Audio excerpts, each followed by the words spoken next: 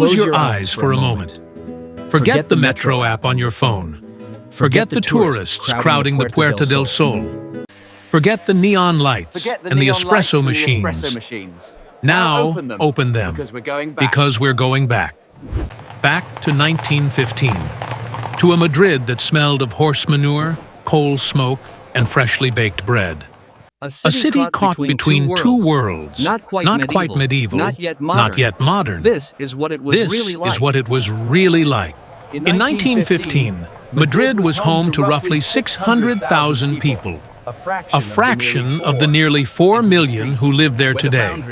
Yet it was already the undisputed political and cultural heart of Spain. The city sprawled outward from its historic core, with the Gran Via still being carved out of old neighborhoods block by block, displacing families, taverns, and tenements that had stood for centuries. Walking through central Madrid in 1915 meant navigating a patchwork of old and new. Gas lamps competed with the first electric streetlights.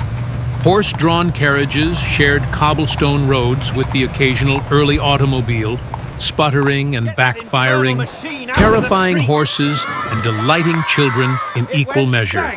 The tram lines, already well established by this point, connected the working-class districts of Lavapiés and Embajadores to the wealthier neighborhoods rising in the north around the Castellana Boulevard. The social geography of the city was stark and unmistakable. To live near the Retiro Park or along the Paseo de la Castellana was to signal wealth, refinement, and social standing. To live in the Rastro district or the tenement blocks of the southern neighborhoods was to know a very different Madrid entirely. One of shared courtyards, communal water fountains, and the constant noise of too many people living too close together. Madrid in 1915 was a city of extreme contrasts, where a duchess might ride in a private carriage past a barefoot child selling newspapers on the corner, and neither would consider the scene unusual. The streets themselves were alive in ways that are almost impossible to imagine today. Commerce happened outdoors, loudly and constantly. Street vendors, known as pregoneros, roamed the city, crying out their wares in sing-song voices. Water carriers, knife sharpeners, chestnut roasters, lottery ticket sellers, rag collectors. The soundscape of Madrid was a layered symphony of human voices, animal sounds, and the rhythmic clatter of iron wheels on stone. There were no cars honking, no electronic notifications, no background hum of air conditioning units. Sound traveled differently in that city. A conversation on one side of a narrow alley could be heard clearly on the other. Food was central to daily life, in a way that was both celebratory and desperate, depending on your social class. The wealthy dined in elaborate fashion at restaurants along the Carrera de San Jeronimo or in their private homes, where French-influenced cuisine had become fashionable among the elite. But for the vast majority of Madrileños, eating was a simpler and more precarious affair. The traditional cocido madrileño, a hearty chickpea and meat stew, was the cornerstone of working-class nutrition, eaten in some form almost every day. Bread, olive oil, and dried legumes kept families alive through lean months. The city's tabernas and mesones, smoky and loud, served as the social centers of working-class life, where men gathered after long days of physical labor to drink cheap wine and argue about politics, bullfighting, and football, a sport that had only recently arrived from England and was rapidly capturing the imagination of young Spaniards. Spain in 1915 was officially neutral in the First World War raging across Europe, but the war was impossible to ignore. It dominated the newspapers, which Madrid consumed voraciously.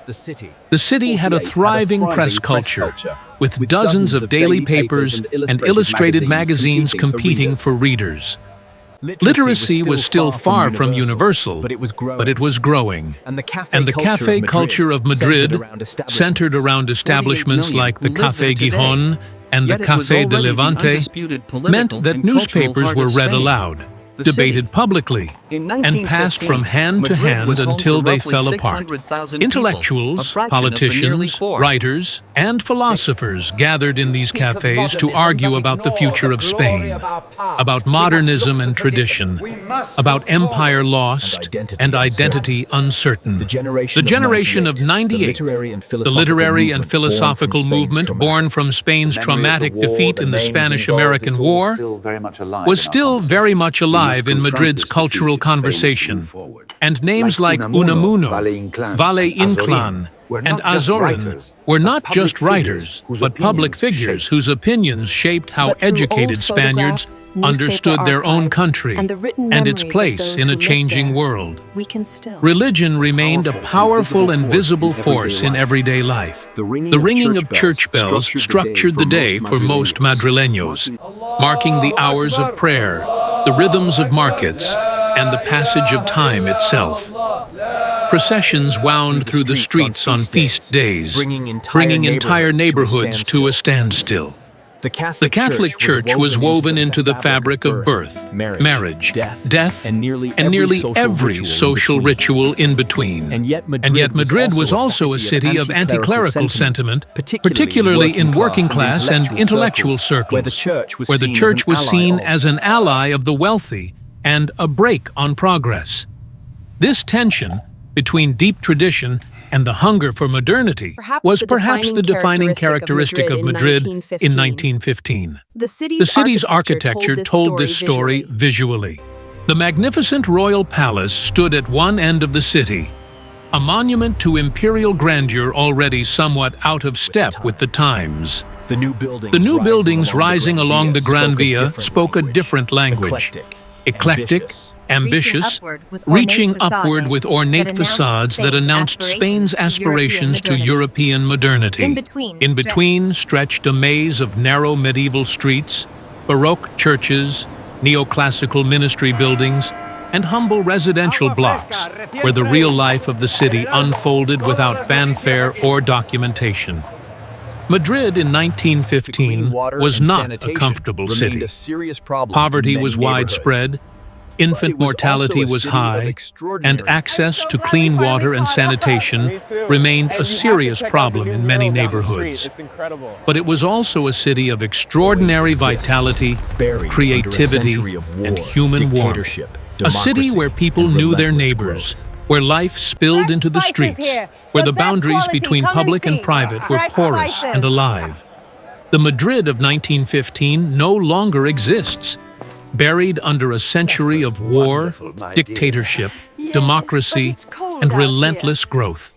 But through old photographs, newspaper archives, and the written memories of those who lived there, we can still hear its echoes.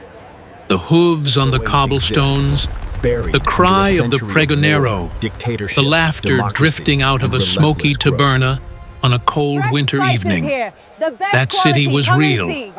These were real people. And this is how they lived.